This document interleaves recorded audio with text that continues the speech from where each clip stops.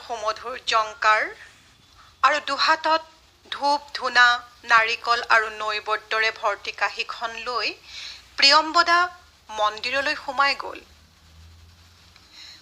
পুৰোহিতৰ মন্ত্ৰৰ ধ্বনিত মন্দিৰটো মুখৰিত হ'ল।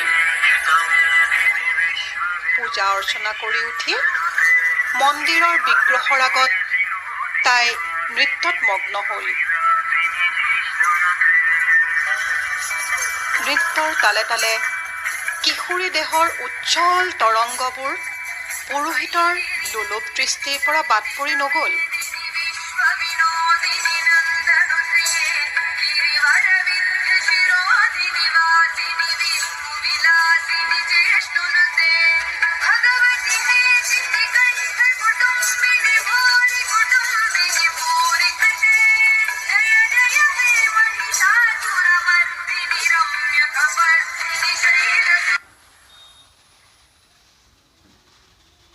সেইদিনা গোটেই নিশা তাই নিৰাভৰণ দেহৰ ওপৰত বিবসনা পুৰোহিত মত্ত হৈ পৰি তাইক আদিমতাৰ পাঠ শিকালে।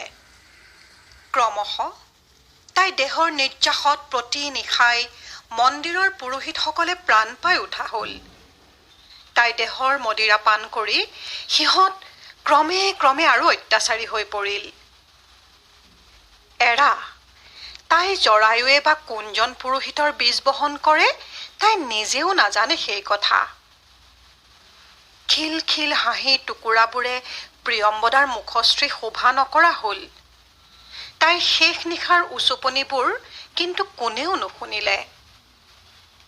এৰা তাই দেৱদাসী হ'ল।